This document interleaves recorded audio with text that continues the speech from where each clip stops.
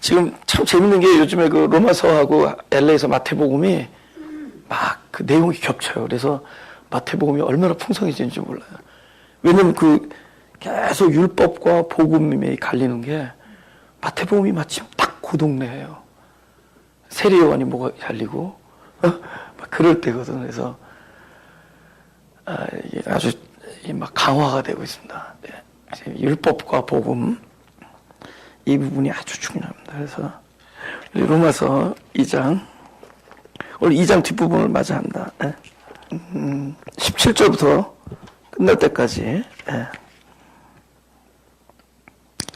지난주에 그 25절을 했는데 그 17절부터 29절을 다시 한번 이렇게 하겠습니다. 17절부터 읽겠습니다. 유대인이라 칭하는 내가 율법을 의지하며 하나님을 자랑하며 율법의 교훈을 받아 하나님의 뜻을 알고 지극히 선한 것을 좋게 여기며 내가 율법에 있는 지식과 진리의 규모를 가진 자로서 소경의 길을 인도하는 자요 어둠에 있는 자의 빛이요 어리석은 자의 훈도요 어린아이의 선생이라고. 그 다음이 재밌어요. 뭐라고요? 지금까지 한 좋은 얘기들이 지금 스스로 믿었다는 거죠. 그죠? 네가 어둠의 빛이고, 그죠? 어린아이의 선생이고, 소경의 길을 인도하는 자고, 뭐 이런 생각들을 스스로 믿었다. 왜 이렇게 쓰는 줄 아세요? 율법이 제대로 쓰여지면 이렇게 안 되는데, 율법이 반대로 쓰여지면 이런 결과가 난다는 거예요. 그럼 자기를 높이고 자기를 인정하게 되고 다른 사람을 향해서는 뭐를 하죠? 판단을 하게 된다는 거죠. 그러니까 율법 자체가 나쁜 게 하나님의 거예요. 하나님이 거룩한 성품을 나타내는 게 율법인데 율법의 그 기능이 있을 거 아니에요. 하나님께서 왜 율법을 그 기능이 제대로 쓰여지면은 그죠? 이런 결과가 아니죠. 이게 잘못 쓰여졌기 때문에 스스로 그런 사람으로 믿게 되는 거죠. 그죠? 율법이 근데 왜 잘못 쓰여질 그 찬스가 그러니까 잘못 쓰여지는 경우가 왜 많냐? 아시다시피 우리가 씨앗을 뿌려서 그것이 땅 속에서 역사에서 바깥에 싹이 나오고 열매를 맺을 때까지 시간이 오래 걸리잖아요. 그죠? 진리는 그렇게 탄생합니다. 그죠? 또 그 중에 굉장히 그 고난의 길도 있고 험난한 기다림이 있어요. 근데 율법은 금방 효과가 나타나요. 금방 효과가 나타나는 거죠. 그죠? 이런 이야기를 좀 가끔 들 때 있어요.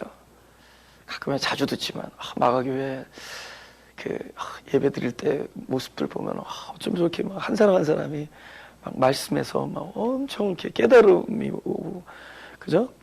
그러니까 듣는 분들이 저렇게 깨달음이 막 느껴지고 아멘 아멘 하고 막 굉장히 그 은혜를 많이 받고 그러는데 딱 나와서는 영 행동은 또 아니라고 그런 얘기를 이제 제가 되게 많이 들어요.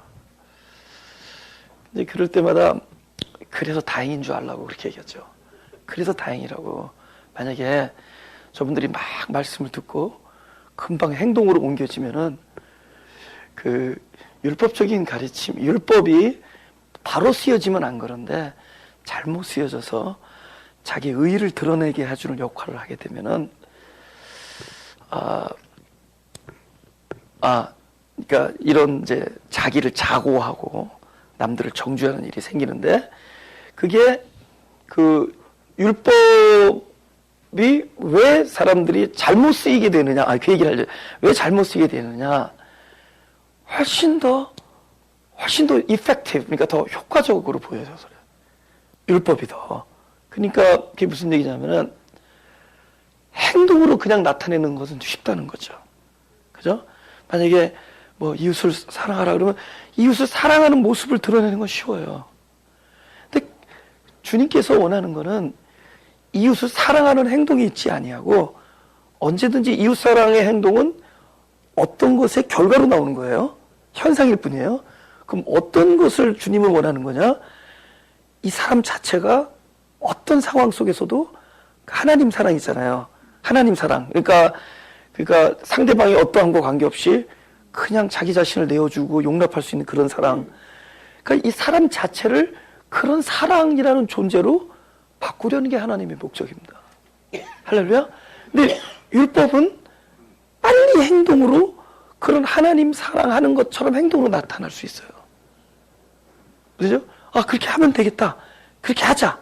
라고. 근데 지금 이 일을 누가 한 거예요? 하나님이 한 거예요? 내가 한 거예요? 자기가 한 거죠? 자기가 한 거 행동은 그렇게 할 수 있지만 사실 그 안에는 뭐냐? 진심 어린 하나님의 사랑이 나온 게 아니라 내가 작정하고 내가 의지를 발휘해서 그런 행동을 한 거죠. 이거는 진정한 변화가 아니죠. 모습의 변화일 뿐이죠. 근데 모습은 항상 변한다는 거는 그 여성들이 잘 알죠. 화장해보고. 여성들이 잘 알잖아요. 모습은 항상 바뀔 수 있다는 거잖아요. 그죠? 어떤 분이 그 오전에 나를 만나기로 했는데 그때 너무 바빠서 그 화장할 시간이 없는데 아마 전도사님이 저를 몰라볼 거예요. 그러는 거예요. 자기가 화장을 못하고 나가면 전도사님이 저를 몰라볼 거라고 얘기하는 거예요. 그러면 내가 화장하는 진하게 하는 그 모습을 보고 내가 거기에 익숙해져가지고 그분이 자기 얼굴을 못 알아볼 거라고 그래서 막 웃은 적이 있는데 모습은 얼마든지 바뀔 수 있어요. 모습은. 근데 성경에서 하나님께서 하시고자 하는 일은 우리들의 모습을 바꾸는 게 아니에요. 존재를 바꾸는 겁니다. 할렐루야. 존재를 바꾸는 거는 모습을 여러 번 바꾼 모습을 여러 번 훈련해서 되는 게 아니에요. 그 사람은 그 존재 가지고 모습을 여러 번 바꾼 것 뿐이에요. 그 존재가, 사람이라는 존재가 하나님이 하는 행동 같은 거를 한 거예요. 하나님 하실 수 있는 일들을 그냥 한 것 뿐입니다. 근데 언제든지 돌아갈 수 있어요. 자기 본래 모습으로. 근데 뭐가 바뀌는 거냐? 존재가 바뀌는 거예요. 근데 이 존재를 바꿀 수 있게 하는 것은 그런 행동을 계속 반복해서 연습하는 게 아니라 또 그들에게 어떤 의지나 어떤 그들에게 어떤 이렇게 소망이나 이런 어떻게 할 수 있는 이렇게 마음에 이렇게 작정을 막 이렇게 심어줘서 되는 게 아니라 존재는 어떻게 바뀌는 거냐? 하나님의 말씀이 들어와야 돼요. 로고스가 우리 안에 뿌려져야 됩니다. 할렐루야. 그 말씀이 내 영혼 안에 뿌려지는 것밖에 없어요. 이 시간이 오래 걸립니다. 그러면은 말씀이 내 안에 들어오면은 육은 말씀을 받는 기관이 아니에요. 내 안에 영이 말씀을 받고 그 안에서 영이 자라는 겁니다. 그럼 육은 무엇이냐? 그 내 영적인 존재가 내 육을 바라보는 거예요. 그러면 나의 육을 바라보면은 어떤 일이 일어나겠어요? 너희가 나를 따르려거든 자기를 부인하고. 육은 철저히 자기 자신을 부인할 수 있는 좋은 샘플입니다. 그렇죠? 하나님의 말씀은 육이 듣는 게 아니에요. 영이 듣는 거예요. 육은 나를 부인할 수 있는 가장 좋은 곳입니다. 내가 나 자신을 보면서 자기 자체의 모순을 느껴야 돼요. 역시 육과 영의 소욕이 이렇게 다르구나. 하나님 말씀이 아무리 들어와도 우리 겉사람은 이렇게 연약하구나. 그래서 끊임없이 자기를 부인합니다. 그러면 자기를 부인할 때 뭐가 열려요? 영이 열립니다. 하나님의 말씀이 더욱더 깊이 뿌리를 내게 해줘요. 그러면 그 안에서 계속 육은 자기를 부인하고 그 다음에 속에 영이 열리면 하나님의 말씀이 들어와서 속사람이 자라면은 이것이 장성합니다. 장성하면은 무엇을 통제하고 무엇을 주관하는 힘이 생기느냐? 겉사람을 주관하고 겉사람을 다스리는 힘이 강해져요. 전에는 먼저 된 자가 먼저 됐는데 이제는 나중된 자가 먼저 되는 일이 생깁니다. 나중에 태어난 이 영적인 존재가 앞서지는 거예요. 그래서 나를 주관하게 돼요. 그러니까 충분히 나의 겉사람을 통제할 수가 있게 됩니다. 그때까지가 사람마다 견적이 좀 달라요. 근데 마가교회는 조금 긴 견적들을 가지고 오셔서 자기 겉사람을 통제하는데 이 좀 길을 뿐이에요. 그러니까 그 사람이 왜 하나님 말씀을 듣고 하나님 말씀을 듣고 그렇게 은혜를 받는데 이렇게 생활은 왜 이렇게 하느냐? 그게 아주 좋은 샘플입니다. 그래서 자기를 부인한, 그러니까 또 그것은 남 보고 그러라고 하는 게 아니라 모순된 자기 자신 안에서 자기를 부인하라는 겁니다. 할렐루야. 여러분, 목회자가 얼마나 자기 모순을 느끼는 줄 아세요? 목회자는 늘 좋은 말만 해야 되잖아요. 그죠? 늘 좋은 말만 할 거 아니에요. 늘 하늘의 음성을 이야기하고 주님의 진리를 얘기할 거예요. 근데 목회자가 자기 겉사람 보면 뭘 느끼겠어요? 이 디퍼런스, 이 괴리가 얼마나 대단하겠어요. 그죠? 근데 이것을 바로 알면은 이게 이 안에서 나 자신을 겸손하게 하는 겁니다. 나 자신을 겸손하게, 근데 그때 뭐가 열린다고요? 우리 영이 열려요. 하나님의 말씀이 깊이 이렇게 받아들일 수 있는 존재가 됩니다. 할렐루야. 그래서 계속 하나님의 말씀이 들어오면 우리 존재가 그리스도의 생명으로, 새 생명이 계속 이 안에서 부양된다는 거죠. 예수의 생명으로 부양돼요. 그것이 자라서 우리 겉사람을 이렇게 통제하고 주관하고 다스리는 사람들. 그런데 지금 왜 이 말씀을 드리냐? 율법은 효과적이에요. 눈에 보이니까. 율법은 금방 행동으로 나타나니까. 근데 그건 근본적으로 변한 게 아닙니다. 언제든지 돌아가요. 그리고 항상 남의 모습을 부인하게 돼 있습니다. 자기를 부인하라 그랬지 남을 부인하라 그러지 않았어요. 근데 남의 모습을 부인하게 돼 있대도요. 율법은. 그래서 율법은 또 자기를 어떻게 해요? 자공하게 만들어요. 율법 생활을 하면 어떻게 되죠? 나는 진짜 어둠의 빛이고 소경을 인도하는 자 같고 여기 말한 것처럼 어린아이의 선생 같고 자기는 그렇게 자꾸만 본인을 이렇게 느끼게 돼서 본인은 올라가고 다른 사람의 잘못된 걸 봅니다. 그러니까 여기 뭐라고요? 너희가 그렇게 스스로 믿지 않냐 이거예요.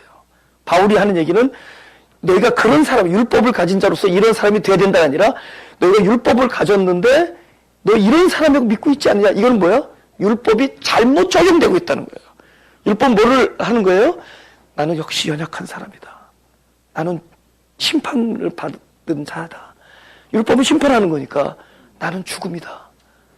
그리스도께서 오셔서 나에게 생명이 되어 주십시오라는 고백이 날마다 일어나야 된다는 거죠. 할렐루야. 제가 가끔 이렇게 피아노 치면서 뭐 이렇게 여러분 짧게 기도하라 그러잖아요. 근데 뭐 저도 알아요. 옛날에는 아마 여러분 되게 많이 디맨드가 있었을 겁니다. 근데 어느덧 그 기도가 바뀔 거예요. 하나님, 이 불쌍한 죄인을 용서해 주십시오. 하나님, 진짜 그리스도의 생명이 나를 주관한 자가 되겠습니다. 전 여러분들이 그렇게 기도한다라고 스스로 믿고 있습니다. 네, 적어도 저는 그렇게 기도해요. 잠깐 기도할 때 하나님, 진짜 그리스도의 생명이 나를 주관하는 그런 사람이 됐으면 좋겠습니다. 그냥 나 자신을 부인하는 거죠. 내 겉사람을 보면서 자기 자신을 부인. 그때 좋은 일이 생긴데도요, 우리의 이 안에 이 밭, 하나님의 말씀을 받는 밭이 흔들려요. 자기를 부인하면은 흔들려요. 왜냐면 이게 단단하면은 뿌려도 소용없거든요. 돌밭처럼 되고 길가처럼 돼. 그게 막 흔들리고 막 틈이 생겨요. 그 틈이 거룩한 틈입니다. 하나님의 말씀이 뿌리를 내릴 수 있는 틈이에요. 그리고 다시 자기를 보면 역시 나는 아닌가 봐 이러는 거예요. 이게 오랜 동안에 어느덧 자기도 모르는 사이에 굉장히 성숙한 사람으로 변해 있는 자신을 보게 될 겁니다. 여러분, 이왕이면은 견적을 스스로 길게 내서 너무 자신에 실망하지 말고 이런 영적 생활을 계속 한번 가보자고요. 두고 보세요. 진짜. 그래서 동시에 또 뭘 배우는 줄 아세요? 겸손을 배울 겁니다. 존재적 겸손. 나는 늘 구원이 필요한 사람이다. 제가 어느 그 선교회 그 앞에 그 잡지에 두 달에 한 번씩 글을 쓰는데 이번 주에 제가 교회에 썼어요. 거기 뭐라고 썼냐면은 사람들이 죄인 하면은 악하다라는 것을 생각하는데 죄인은 우리가 악하다라는 걸 이야기하는 것이 아니라 우리가 연약하다라는 걸 얘기하는 것이다.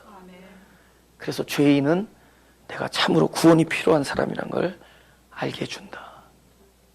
그리고 누구나 하나님과의 관계에 있으면은 누구나 죄인이 된다. 왜냐하면 하나님이 주신 죄인 만드는 법 때문에.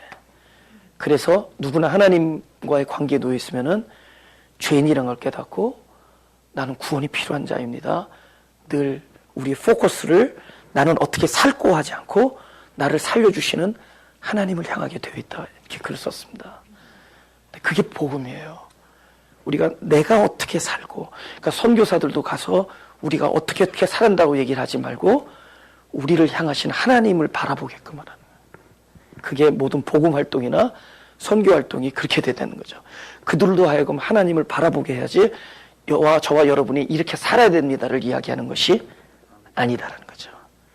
그게 율법적인 삶이에요. 너와 내가 이렇게 살아야 된다 그러면 금방 효과가 나타나요. 근데 그건 율법 안에 있을 때 그러니까 종로로 타는 겁니다. 그리고 안 되죠. 그러니까는 보이는 데서는 그렇게 하고 안 되니까 더 두 배로 더 이렇게 폭발되고 막 그런 겁니다. 안 되니까 존재가 안 바뀌었는데. 근데 존재가 바뀌어버리면 그렇게 살지 말래도 그렇게 산다. 할렐루야. 그 살지 말래도 그렇게 살아요. 그러니까 지금 여기서 왜 네가 스스로 그렇게 믿고 있지 않냐. 너희들이 그런 존재라고, 그러니까 율법이 잘못 쓰였다 그 얘기를 하는 겁니다. 그렇죠? 요한복음 21장, 요한복음 말고 빌립보서 2장을 보죠. 3장, 빌립보 3장. 빌립보 3장. 8절입니다. 7절부터 3장 7절. 그러나 무엇이든지 내게 유익하던 것을 내가 그리스도를 위하여 다 해로 여길 뿐더러 또한 모든 것을 해로 여김은 내 주 예수 그리스도 예수를 아는 지식이 가장 고상함을 인함이라. 내가 그를 위하여 모든 것을 잃어버리고 배설물로 여김은 그리스도를 얻고 그 안에서 발견되려 함이니 내가 가진 의는 율법에서 난 것이 아니요 오직 그리스도를 믿음으로 말미암은 것이니 그 믿음으로 하나님께로서 난 의라. 아멘. 두 가지예요. 긍정적으로는 예수 그리스도를 아는 지식이 가장 고상하다는 것을 자꾸만 알게 되는 거고요. 또 반대적으로는 자기 자신을 보면서 율법을 통해서 비춰. 이럴 때는 예수 그리스도를 아는 지식은 율법을 통해서 들어오지 않아요. 예수 그리스도를 아는 지식은 율법으로 깨어진 심령만이 들어와요. 그럼 똑같은 말씀이 그때부터 율법으로 들어오지 않고 그리스도를 아는 지식으로 들어온다. 그러니까 내가 그리스도를 아는 지식이 너무 고상하다는 걸 언제 아냐? 이 사람은 먼저 뭐가 이루어졌어요? 율법이 와서 나를 심판했기 때문에 그 말씀이 그리스도를 아는 고상한 지식으로 오게 돼 있어요. 할렐루야? 사도 바울도 결국 자기 자신을 철저히 깨트리는 순간이 왔기 때문에 여태까지 가지고 있던 모든 율법이 이제 뭘로 와요? 그리스도를 아는 지식으로 변해. 어디서 깨진 거예요? 그 율법 안에서 깨진 거예요.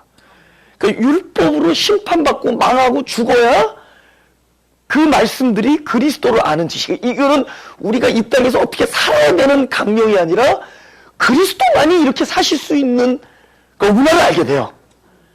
율법의 모든 내용은 그리스도는 이렇게 사시는구나 이런 걸 알게 돼. 근데 그분이 내 생명이 되신다면, 그쵸? 율법을 볼 때 내가 이렇게 살아야 되는구나가 아니라 그리스도는 이렇게 사시는 분이구나, 이렇게 사실 수 없을 수가 없는 분이구나 라는 걸 알아. 이건 그리스도를 아는 지식이 돼버려요. 그건 뭐죠? 그 율법이 먼저 나를 심판해야 돼요. 그죠? 나는 이렇게 살 수 없구나. 그렇게 돼야지 그리스도를 아는 지식이 고상합니다. 그리고 나면 뭐를 배설물로 여겨요? 자기가 여태까지 귀하게 여겼던 것들을 배설물로 여기게 돼요. 왜냐하면 그분을 아는 지식이 너무 귀해서 자기가 자랑하던 모든 것들이 배설물이 된다는 거죠. 그리고 나서 뭐라는 거예요? 그러면 자기 자신이 어디서 발견돼? 전에는 내가 이렇게 살았던 것이 나 자신이었어요. 근데 여기서 뭐라고요? 그러니 이루어지면 질수록 나 자신이 이제는 나의 업적에서 발견되어지는 것이 아니라 나의 아이덴티티가 내가 누구냐라는 것이 바로 그리스도 안에서 발견돼. 그쵸? 내가 그게 무슨 뜻이냐? 나는 누군가. 이게 뭐냐면은 그리스도가 나를 주님이 나를, 하나님이 나를 이렇게 판다는 거죠. 그전에는 나는 누군가, 나는 이렇게 살았고, 나는 이런 포부를 가지고 있고, 나는 이런 훈련을 받았고 이러는데, 이게 그리스도를 아는 지식이 자꾸 고상해지면서 자기가 소중하게 여겼던 걸 하나하나 버리다 보니까 자기 자신을 어디서 발견하느냐? 그분 안에서 발견한다는 거죠. 이것이 율법의 폐단 속에 이스라엘 민족이 뭐예요? 자기 스스로를 대단한 사람으로 여겼던 것에 대해서 빌립보서를 통해서 사도 바울이 진짜 너를 발견하려면은 바로 그리스도 안에서 발견해야 된다. 할렐루야. 너 스스로 믿는 너는 너가 아니다. 하나님이 너가 누구냐고 말하는 것이 너다. 할렐루야. 그 얘기입니다. 그죠? 그러니까 그 베드로한테 그랬잖아요. 젊어서는 네가 스스로 이렇게 된다.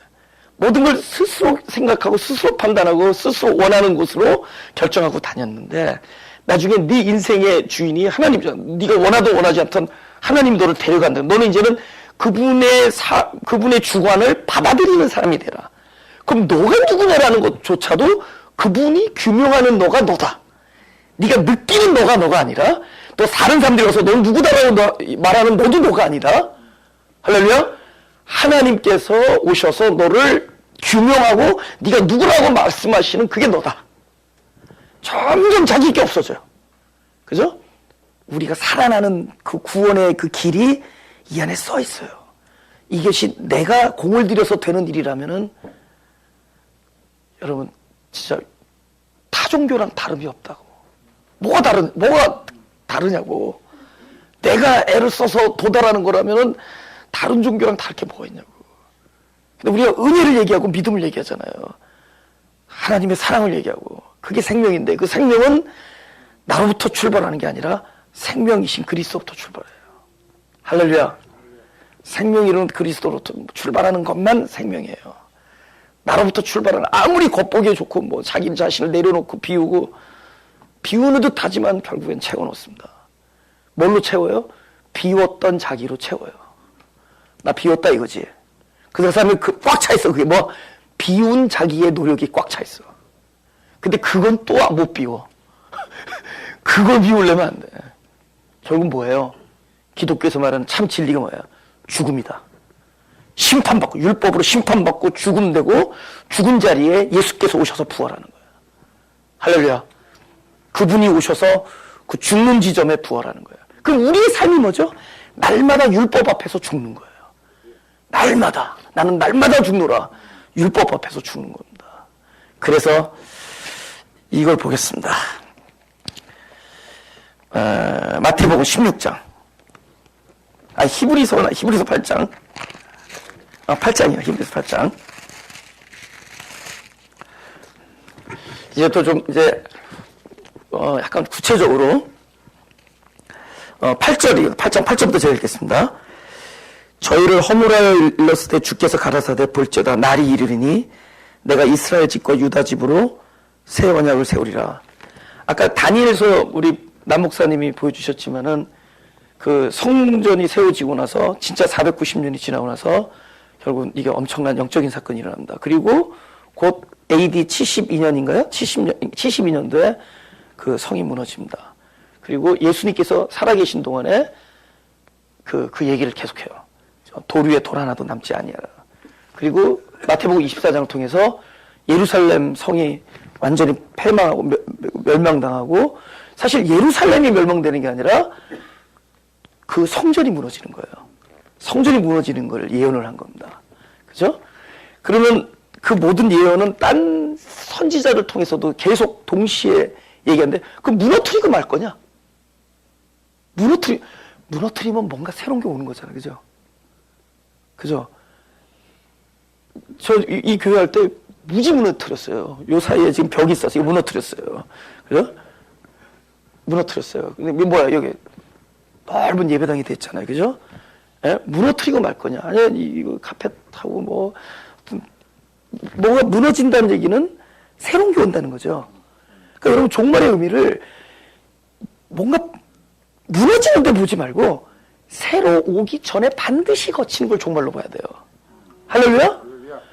아니 끝내자는 거냐고. 쪽내자는 게 아니라 새로운 걸 주시기 위해서 무너뜨리는 거예요. 예? 근데 여기 그 뭐예요? 새로운 걸 주시는 거죠. 이 새로운 걸, 이 새 언약을 주는 거예요. 그럼 뭐가 무너지겠어요? 새 언약을 주기 전에는 옛 언약이 무너지는 거죠. 그 옛 언약이 어디에서 무너져요? 내 마음 안에서 무너지는 거죠. 그죠? 그래서 이제 보세요. 저희를 허물하여 일렀을 때 주께서 가라사대 볼지어다 날이 이르리니 내가 이스라엘 집과 유다 집으로 새 언약을 세우리라. 또 주께서 가라사대 내가 저희 열조들의 손을 잡고 애굽 땅에서 인도하여 내던 날에 저희와 세운 언약과 같지 아니하도다. 저희는 내 언약 안에 머물러 있지 아니함으로 내가 저희를 돌아보지 아니하노라. 왜 언약 안에 머물러 있지 아니했죠? 할 수가 없었으니까. 옛날 언약은 내가 지켜야 되는 건데 할 수가 없어요. 그 언약 안에 머물러 있을 수가 없었어요. 그래서 또 주께서 가라사대 그날 후에 내가 이스라엘 집으로 세울 언약이 이것이니 이건 새 언약이에요. 내 법을 저희 생각에 두고 저희 마음에 이것을 기록하리라. 나는 저에게 하나님이 되고 저희는 내 백성이 되리라. 또 각각 자기 나라 사람과 각각 자기 형제를 가르쳐 이르기를 주를 알라 하지 아니할 것은 저희가 작은 자부터 큰 자까지 다 나를 아니라. 이건 어떤 하나님께서 만드신 질서에 의해서 되는 거예요. 그 질서는 법을 내 존재 안에서 꺼집어낸 상태에서는 이 일이 불가능해요.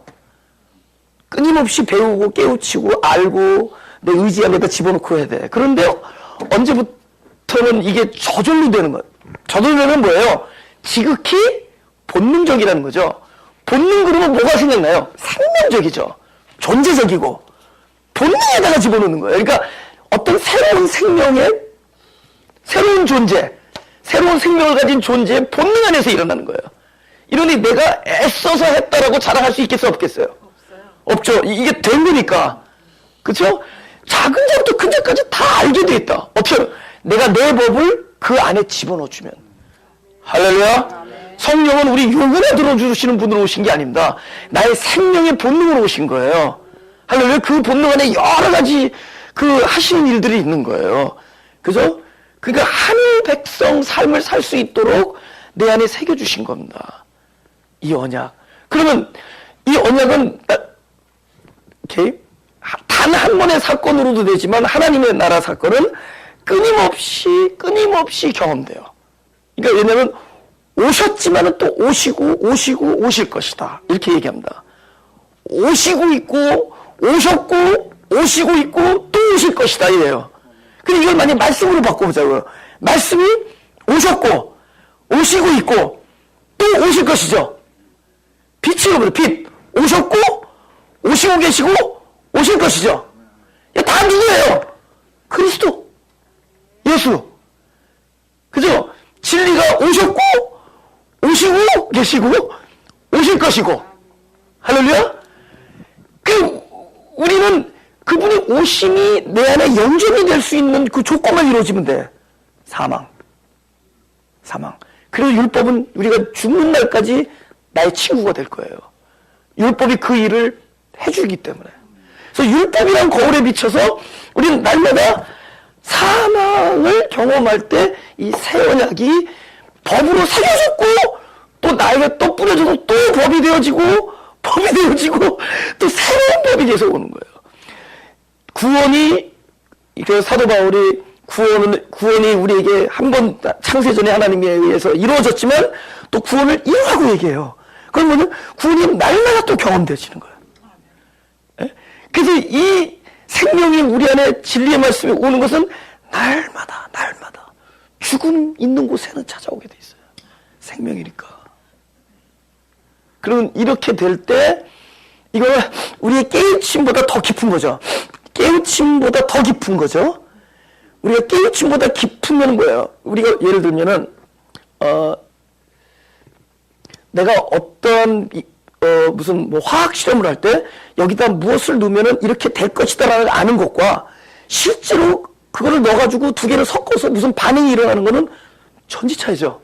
내가 그렇게 될 것이다를 아는 것과 그렇게 된 건 다르죠. 그러니까 내가 이렇게 되는 것이라고 아는 것을 우리가 지식이라고 그러면은 이렇게 되어진 거는 리얼리티. 실제로 나에게 벌어진 실제야.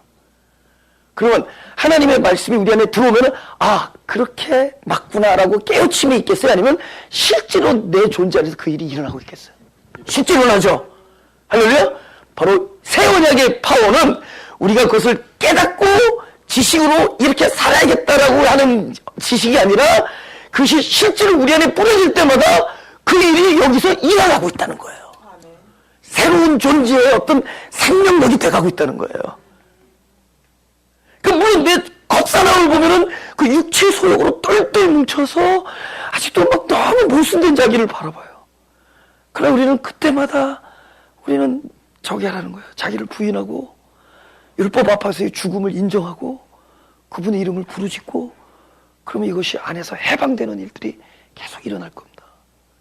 Right now 우리는 안에서 일어난 영의 활동을 느끼기 전에 감정에서 오는 어떤 그런 뭐랄까요? 무엇인가 혼란스럽고 일치하지 않는 것 때문에 모순되어지고 때로는 뭐 제가 늘 표현하는데 고독하고 우울하고 뭐 이런 것들 속에 우리가 이렇게 자기 자신이 빠질 때가 있습니다. 근데 사실은 우리가 더 이렇게 영적으로 민감해지면은 안에서 진리 활동, 그러니까 말씀이 들어서 내 안에서 실제가 되어지는 거서 그 진리가 어떻게 움직이고 있는 것들을 좀 큰 그림으로 이렇게 볼 수 있는 사람들이 되죠. 그 사람들을 도사라 그런 거예요. 난 아직 도사가 되기 전 사람이라서 전도사예요. 그래서 나는 그 사람들이 그 도사가 되기를 원하는 거예요. 할렐루야. 십자가에 도니까. 그러다 보면은 아까 얘기했지만 우리의 겉사람, 우리 육체 소욕의 사람을 주관하고 통제하고 이 왕성한 이 영의 활동이 곧 나의 활동으로 변할 수 있는 사람이 될 수 있다는 거죠. 우리 이 일이 하나님이 말씀 사역을 통해서 이루어질 겁니다. 할렐루야. 우리를 약속했잖아요. 영화롭게 한다 그랬잖아요. 의롭게 하고 영화롭게 하고 그 글로리피케이션 또 sanctification 성화와 영화가 말씀으로만 이루어집니다. 말씀이 내가 그런 일을 막 훈련하고 막 연습해서 되는 게 아니에요. 그건 사람의 모습만 바뀌어요. 그리고 까딱하면 이런 사람들처럼 됩니다. 너 스스로 그렇게 믿는 사람이 된다는 거죠. 그렇지 않다. 할렐루야. 다시 로마서로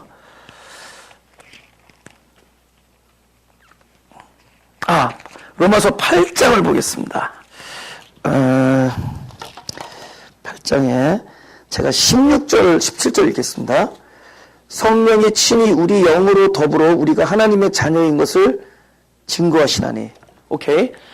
성령이 지금 어디에 있는 성령이 증거하겠어요? 오케이. 내 안에 있다면은 사실은 그 성령이 곧 또 나죠. 아니, 내 안에서 뭐 하러 오셨어요? 손님 되려고 오신 거 아니죠? 그분이 내 안에 오셔서 뭐가 되기 위해서요? 내 안에 나의 생명이 되기 위해서겠잖아요. 할렐루야? 그러니까 내가 하나님의 자녀라는 것 안에서 지금 다 하나가 돼버리죠. 그죠? 물론 내가 아버지의 아들이 뭐 아버지와 나 같다. 뭐 같죠? 일단 라스네임이 똑같고 뭐 마음이 같겠죠. 그러나 성령이 내 안에 와서 나의 성령이고 하나님의 영이시지만은 또 동시에 나의 생명을 연합됐잖아요. 그쵸? 그러니까 그분이 따로 나의 귀 속에다가 증거해 줄 필요가 있어요? 그분이 내 안에 있는 게 증거죠. 할렐루야? 하나님의 자녀인 거죠. 그러면 그 생명도 누구의 생명이었어요? 그리스도의 생명이죠. 그럼 그리스도의 생명이 겪는 일들이 어디서 일어나겠어요? 우리 존재 안에서 일어나죠. 그래서 보세요. 17절은 자녀이면 또한 후사, 곧 하나님의 후사요. 후사라는 건 하나님의 언약이 이루어질 사람들입니다. 자녀니까 나의 계획과 언약이 성취될 사람이에요.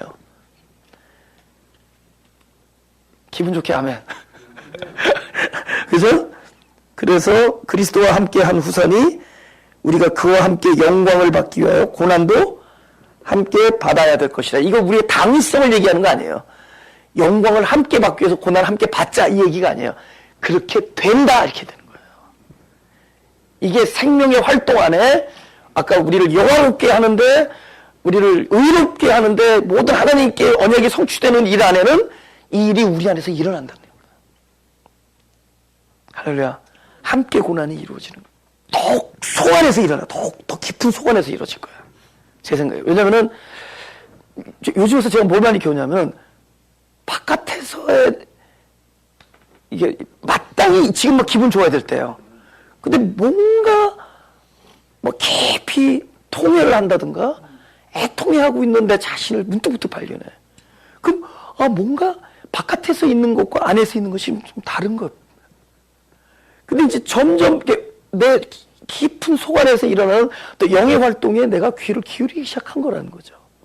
그게 느껴지기 시작하고 인식되어지기 시작한다는 거죠. 그러니까 마땅히 바깥에서 일어날 현상과 내가 지금 뭔가 이 존재적으로 흔들리고 있는 것과 막 다를 때가 있다는 거예요. 달라요. 이거는 어떤 일이 내 안에서 일어나고 있는 거예요. 그죠? 생명의 일. 그죠? 계속 오르락 내려간 생명의 일이죠. 그죠? 진리 안에서, 진리 활동이. 그리고 또 바깥에서는 굉장히 지금 막 고민하고 괴로워야 될 텐데 막 영이 막 춤추고 있다는 걸 느낄 때도 있어요. 그게 막 이렇게 느껴져요. 예? 달라요. 점점 이 관심이 어디로 가면 그 안에 깊은 속, 그 영의 활동 속으로 내 눈이 이렇게 돌려진다는 거죠. 점점. 더 민감해지고 더 센시티브해진다는 거죠. 그럼 내가 지금 말하는 게 이런 사람 말하는 게 아니라 진짜로 말씀 안에서 말씀이 들어오면은 그런 어떤 내 존재가 지금 이렇게 꿈틀거리고 있다는 느껴져요. 사람이요, 자기 자신에 대해서 어느 정도 센시티브해지냐면은 저 같은 경우는 아침에 딱 일어나서 저울에 무게 잴 때 거의 0.5파운드 이상이 틀린 적이 있어. 내가 오늘은 몇 파운드겠구나 해서 딱 하면은 몇 파운드가 나와. 제일 많이 틀려 0.5파운드야. 그럼 나는 지금 어디 영적 활동에는 아주 둔하지 모르지만 내 몸무게는 굉장히 예민해진 거죠. 내가 다른 건 둔하지. 우리 와이프가 뭐 파마를 했던 뭐 머리를 잘랐던 그건 잘 안 보여 나는.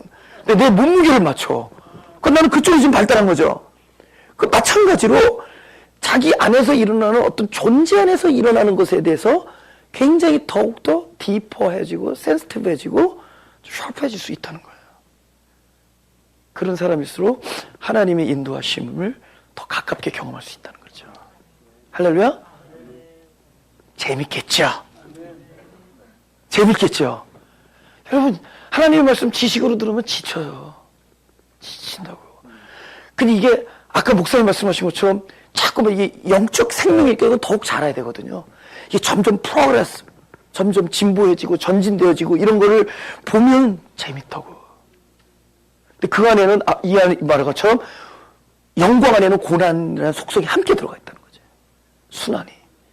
예수님은 순환을 영광이라고 얘기했어요. 본인 자체가 아예. 그러니까 이런 것들이 있기 때문에 우리가 때로는 막 이렇게 고독한 것 같고 막 두려움도 있고 그렇지만은 사실 이거는 생명이 내 안에서 역사를 하고 있다는 뜻이에요. 할렐루야. 우리가 우연히 만난 것 같지만 이 우연이 아니에요. 어떤 생명의 질서 안에서 만나고 헤어지고 함께 일이 되어지고 함께 이렇게 되고 이런 일들입니다. 그런 걸 다시 이제 본문으로 돌아오겠습니다. 21절. 그러면 다른 사람을 가르친 내가 네 자신을 가르치지 아니하느냐. 도적질 말라 반포하는 내가 도적질 하느냐. 간음하지 말라 말하는 내가 간음하느냐. 우상을 가증히 여기는 내가 신사 물건을 도적질 하느냐.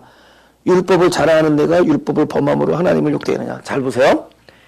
이게 이 저자의 의도, 그러니까 이 하나님의 의도죠, 물론. 그리고 사도 바울을 통해서 의도가 네가 간음을 하지 말라고 하는 사람이 간음을 하느냐. 그럼 우리가 딱 들을 때는 너 간음을 하지 말라고 가르치는 자는 간음을 하지 말아야지. 이렇게 들으면 그 사람은 아직도 율법 안에 있는 사람이라는 거죠.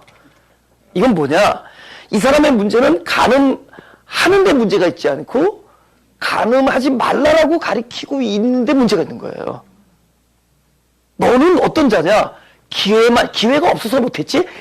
아무도 안 보고 아무도 발각되지 않는 것이 100% 개런티 되면 언제든지 간음할 수 있는 자다. 이 얘기하는 거예요. 지금 아멘. 그러니까 너는 언제든지 CCTV 없으면 도둑질 할 수 있는 사람이고, 그동안에 도둑질 하지 않은 것은 그 물건이 네 마음에 아직 안 들은 것이다. 진짜 물건 만나면 넌 얼마든지 도둑질 할 수 있다, 이 얘기예요. 그러니까 이 사람, 너는 왜 도둑질 하지 말라고 가리키는 자가 도둑질 하느냐를 따지는 게 아니라, 너는 도둑질 할 수 있고, 가늠할 수 있고, 얼마든지 그럴 수 있는 자가 왜 그거를 네가 어떻게 가르치는 자 입장에 가느냐. 이거는 너를 들여보다 보라고 거울을 주신 거지, 다른 사람 정죄하라고 준 게 아니다. 또 다른 사람 가르치라고 준 것도 아니다. 그죠? 또 여기에 기준에 맞춰서 네가 잘 지키고 있다고 뿌듯해하라고 준 것이 아니다. 이거는 철저히 거울을 보고 너가 이런 사람이다라는 걸 알게 하려고 왔다는 거죠. 할렐루야? 그러니까 여기 결정적인 게 23절이 율법을 자랑하는 내가 율법을 범함으로 하나님을 욕되게 하느냐. 그러니까 율법을 범하는 걸 탓하는 게 아니라 율법은 사실은 너 범하게 되어 있다. 근데 율법을 범하는 사람이 왜 율법 가지고 자랑하느냐? 어? 무슨 일인지 알죠? 너희 집 너를 수치 주는 일 가지고 왜 그걸 가지고 계급장을 훈장 남아서 완전히 지금 다른 메커니즘으로, 다른 패러다임으로 가야 되는 거예요. 문제는 유대인들 보고 왜 그렇게 살지 못할 얘기가 아니라 율법은 그렇게 살 수 없는 걸 보여주려는 건데 왜 그걸 가지고 자랑하려고 그러냐 그럽니다. 그렇죠? 25절 네가 율법을 행한즉 할례가 유익하나 만약 율법을 범한즉 네 할례가 무할례가 되었느니라. 그런즉 무할례자가 율법의 제도를 지키면 그 무할례를 할례와 같이 여길 것이 아니냐. 또한 몰래 무할례자가 율법을 온전히 지키면 의문과 할례를 가지고 율법을 범하는 너를 판단치 아니하겠냐. 지금 요 얘기, 내가 지금 요 얘기한 걸 사자성어로 뒤죽 박죽. 율법을 정확하게 이것이 무엇이다라는 걸 깨닫는 게 중요하지. 율법을 없어서는 안 돼요. 모든 말씀은 먼저 율법으로 와야 돼. 먼저 생명나무가 있기 전에, 나한테 오기 전에 선악과가 먼저 나를 건드리게 만들어요. 나로 하여금 내 옷을 발려벗기게 만들어요. 그쵸? 아담이 벗고 있었지만 무슨 옷을 있어요? 자기 의의 옷을 입고 있었대도 보이지 아니하는 선악과 과실을 안 먹은 율법에 의해 옷을 입고 있었어요. 근데 그 율법에 의해 옷이 벗어지니까 내가 속옷도 벗고 있구나. 내가 의롭지가 못하는 존재 자체가 그걸 깨닫게 해줬어요. 그러니까 선악과 앞에서 정령 죽으니까 그때부터 생명나무가 생명이 돼요. 진짜 이건 너무 중요한 복음에 대한 아주 그냥 핵심입니다. 그죠? 그죠? 우리는 날마다 선악과를 만나요. 근데 이 선악과라는 율법 앞에서 날마다 정령코 죽는 일이 생깁니다. 죽는 일이 생겨야지만이 그곳에 생명나무가 생명 노릇을 해요. 할렐루야? 지금 이 사람들 이게 지금 할례 무할례인데 나중에 답이 나와. 야, 진짜 할례는 할례식에 있는 것이 아니라 할례가 진짜 네 안에 아까 말한 것처럼 말씀이 내 안에 들어와서 실제가 되는 것처럼 할례가 진짜 네 영혼 안에서 진짜 할례가 돼야 된다는 거예요. 그게 실령으로 하는 할례야. 글자에 있는 할례가 아니라 또 우리가 이거 뭐 이렇게 진짜 뭐 어떤 뭐 어린아이를 뭐 8일 만에 그런 데 있지 않고 진짜 할례가 일어나는 일이다. 진짜 할례를 에레미야가 얘기했잖아요. 네 마음 가죽을 베고 여호와께 속하는 거예요. 그러니까 마음 가죽을 베어지는 일들을 하기 위해서 말씀이 검으로 오는 거예요. 내가 검으로 왔노라, 검은 줄로 왔노라. 이거 할례하러 오는 겁니다. 그래서 우리 마음에 할례가 일어나는 거예요. 할렐루야. 내가 그렇게 소중히 여기던 것들이 막 찢어지는 거예요. 그죠? 내가 그 육체의 소욕 이런 것들도 내가 사랑했던 것들도 찢어지는 거예요. 아주 베는 것이다. 우리 저 창세기 40장 이제 무할례라는 것에 대해서 무할례라는 이 단어가 재밌어요. 도로 덮다 이 뜻이에요. 우리가 얼마나 도로 덮고 있는지를 좀 보자고요. 그러니까 할례를 하는데 무할례라고 있다는 거예요. 창세기 40장 17절 제가 읽겠습니다. 16절부터 떡 굽는 관원장이 그 해석이 기람을 보고 요셉에게 이르되 나도 꿈에 보니 흰떡 세 광주리가 내 머리에 있고 그 윗광주리에 바로를 위하여 만든 각종 구운 식물이 있는데 새들이 내 머리에 광주리에서 그것을 먹더라. 요셉이 대답하여 가로되 그 해석은 이러하니 새 광주리는 사흘이라. 지금부터 사흘 안에 바로가 당신의 머리를 끊고 당신을 나무에 달리니 새들이 당신의 고기를 뜯어 먹으리다 하더니 제3일은 바로의 탄일이라. 바로가 모든 신하를 위하여 잔치할 때 술 맡은 관원장과 떡 굽는 관원장으로 머리를 그 산하 중에 들게 하니라. 바로의 술 맡은 관원장은 전직을 회복하며 그가 잔을 바로의 손에 받들어 드렸고 떡 굽는 관원장은 매어 달리니 요셉이 그들에게 해석한 것 같이 되었으나 술 맡은 관원장이 요셉을 기억하지 않고 있었더라. 이거 많이 들었죠? 여러분, 난 제일 이건 어렸을 때 이 성경을 읽으면서 내가 요셉이라면 술 맡은 관원장은 얘기 제대로 해주고 떡 굽는 관원장은 꿈이 안 풀린다고 그랬을 것 같아.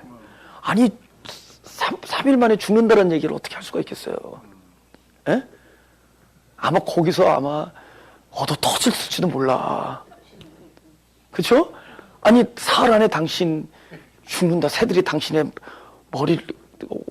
당신의 몸을 뜯어먹을 거라고 얘기하는데 술 맡은 관원장이야 신나게 얘기하죠. 두고 보세요. 당신 내 말대로 되는 순간 내 이름을 잊지 마십시오. 그래서 근데 잊어버렸어. 너무 들떠가지고 잊어버렸어. 근데 그 바람에 더 잘 됐지만은. 그러니까 성경에 그럼 왜 그런 이야기를 했는데 더 웃긴 거는 왜 그의 반응이 안 써있냐는 거죠. 죽는다 그랬는데 아이고 데이고 할 거 아니야. 나도 간다 쟤네들도 간다 아이고 데이고 할 거 아니에요. 아이고 나도 가고 데이고 저들도 가고